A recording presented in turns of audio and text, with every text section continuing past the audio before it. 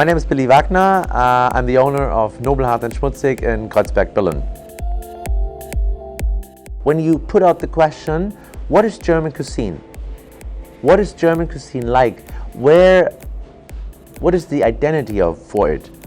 There is no answer for it, I think. Or there's only a maybe 20-30% answer for this. And I wanted to find a way of talking about this. We are here in Berlin. We don't grow wine, we grow grain. We make out of grain corn and beer to get people drunk, to get people happy, to get people, this is something very normal. So we are Nordic here in Berlin. When you keep away lemon, pepper, nutmeg, different spices, cinnamon, whatever, your food tastes different. That's what I experienced. That's when you go to Copenhagen, when you go to Noma and you taste their menu, it tastes different from everything in the world what you have ever experienced. And I thought, what's happening when we do it here in Berlin?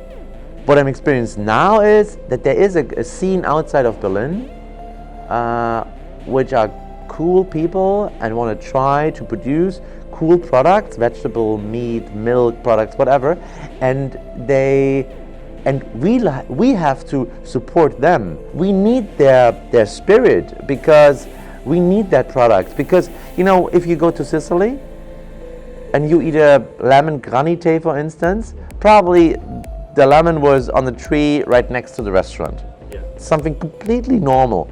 But we have to look out for the things which are local, which showing a identity for Berlin, because Berlin had no identity when it comes to food. You have to imagine everything started in 1989 because when the wall came down, everything was imported to Berlin. There was a very special situation until 1989 that every product which was sold in the West was brought by plane or brought by LKW to Berlin. And in the East, you had all the Planwirtschaft, and there was a complete different idea and a complete different aspect of what kind of products we need. It wasn't about quality, it was about quantity, that people have enough. I know that my grandma, I'm from the East, and my grandma had a big garden and was doing pretty much all by themselves, because when you went to the supermarket, it wasn't so easy to buy potatoes, carrots, and even bananas or like oranges. This was like a twice in a year thing to get these kind of things. It is easier to get New Zealand meat, New Zealand lamb to Berlin. It is much easier than to get, for instance, raw cream from Germany, from the Uckermark, from the Havelland, wherever it comes from. I don't know. This is crazy. And distribution is everything. At the end, it's all about distribution. And it's not a style of food which